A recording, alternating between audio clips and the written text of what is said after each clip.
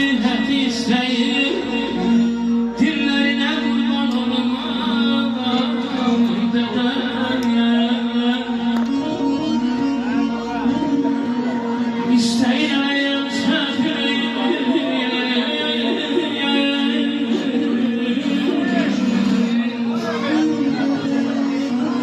İsteyim şefir üsteciysen ellerine kurban olmay dedem, ellerine kurban olmay dedem. Bah bah bah bah. Şakir. Sen yolunda bilmeli. Sirius, bir zahmet susmayacağına başladı.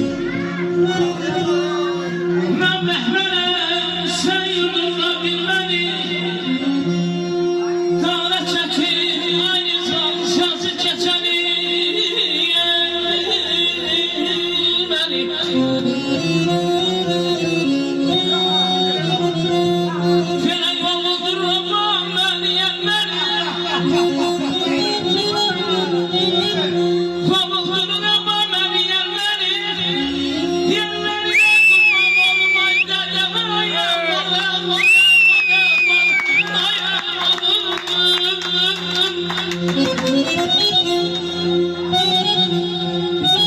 Devletten alkışlayan, güzel müzikçiler, Allah'a da hoş gelir. İçinden var, var olur. Bizim aksakalımız Heydar abi.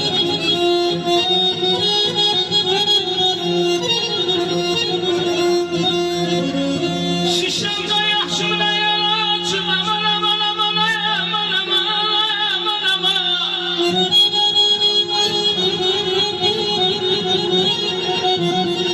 Şişemde yaşımda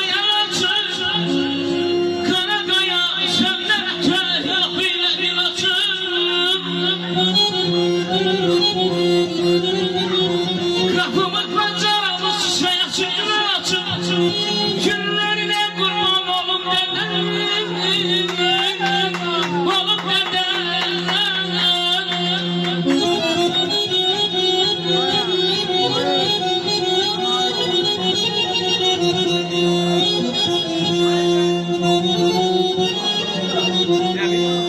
Anam namaz isteyen açıl köye,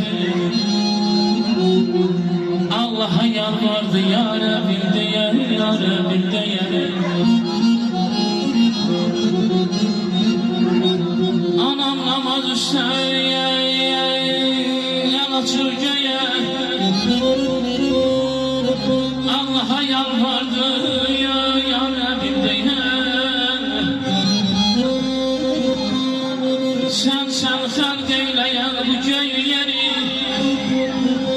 canla şirin olur bana bayanlar.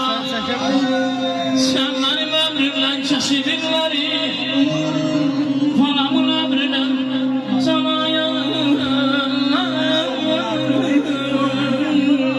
Ömrüm aytan bana.